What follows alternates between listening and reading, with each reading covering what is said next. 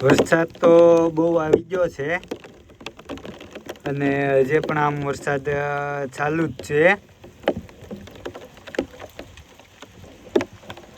અને આપણે અહીંયા ખેતરમાં પાણી ભરાઈ ગયું છે.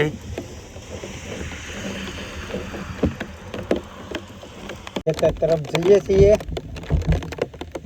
કારણ કે આપણે રોપ કરેલો છે, તો રોપમાં પાણી બહુ ભરાઈ ગયું છે. તો રોપને અત્યારે બહુ પાણી લાગી જાય તો એ માટે રોપને બહુ પાણી ભરાવા દેવાનું નહીં, કારણ કે વરસાદ પણ બહુ સારો એવો પડી ગયો છે અને આજે પણ વરસાદ ચાલુ જ છે.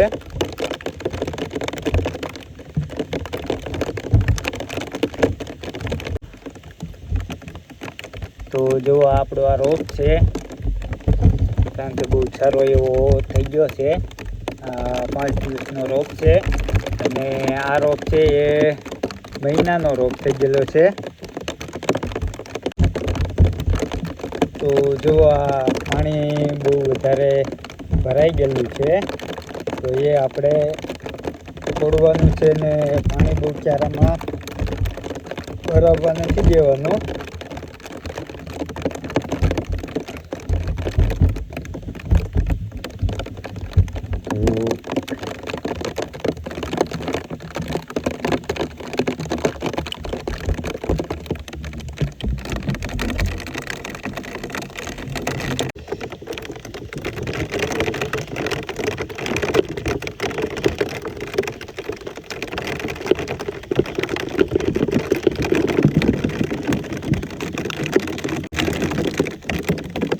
તો આ રીતનું આપણે બધા ચારા ફોડી દેવાના છે.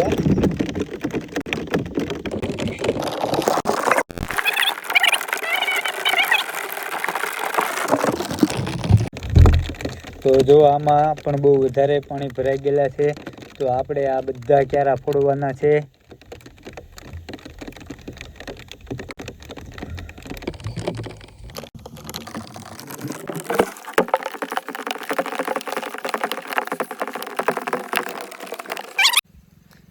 તો જો આ વરસાદના કારણે બધા ચારા આપણા ભરાઈ ગયેલા છે, તો એ કારણ કે નકર રોપ પાછો પીળો પડી જાય છે તો 50% રોપ વયો જાય છે, કારણ કે રોપને અત્યારે બહુ પાણી ન લાગવું જોઈએ. તો એ માટે આપણે આ રીતના બધામાં ફોડવાનું છે, કારણ કે પાણી જેમ ઓછું લાગે તેમ રોપ સારો રહે. ને આ મહિના પહેલાંનો રોપ હતો તો એને તો પાણી પણ વધારે લાગી ગયું, તો એ 50% જેવો રોપ આપણો વયો ગયો છે. તો આપણે હવે આ બધાને આ રીતના ચારા ફોડી લઈએ. તો જો દોસ્તો આપણે આને ચારાને ફોડી લઈએ, કારણ કે ઘણું ખરું બી જે આ ઉપર જે આ તરે છે કે નહીં તે બી ઘણું ખરું તણાઈ તો જશે, પણ ચારા તો આપણે ફોડવા જ પડશે, કારણ કે નકર પાણી બહુ વધારે લાગી જાય.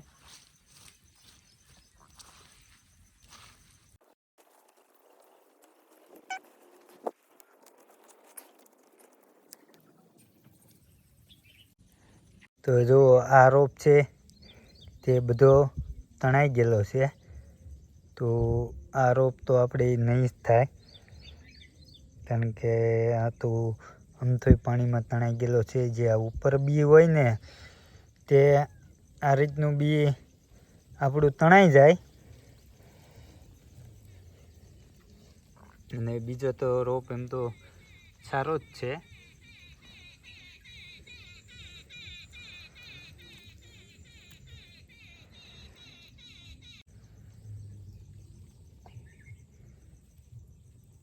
દોસ્તો જો આપણે બધા ચારા ફોડી નાખ્યા છે, તો હવે આપણે જઈએ આપણા ઘર તરફ,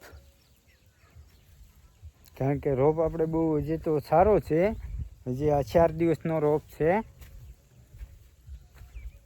અને આપણે પહેલાં છાંટ્યો હતો તે વરસાદને તડકીના કારણે બે ઘણો ખરો રોપ વયો ગયો છે.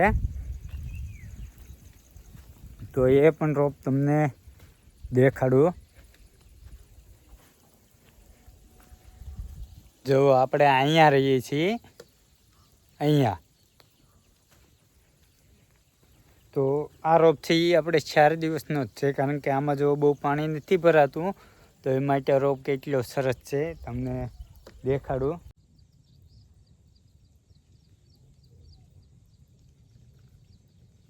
અને આ જે રોપ છે એ આપણે મહિના દિવસનો છે, એ પણ તમને દેખાડું.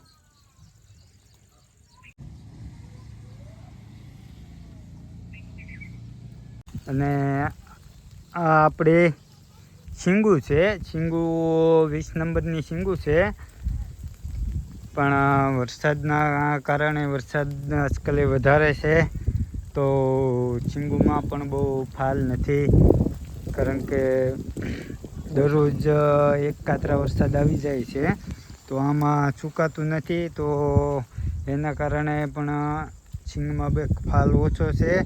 અને આપણે આમાં કોઈ જાતની એક પણ વાર દવા છાંટી નથી, ઈયળું નથી, કોઈ વસ્તુનો કોઈ જાતનો રોગ નથી, ખાતર પણ નથી છાંટ્યું અને દવા પણ આપણે છાંટી નથી.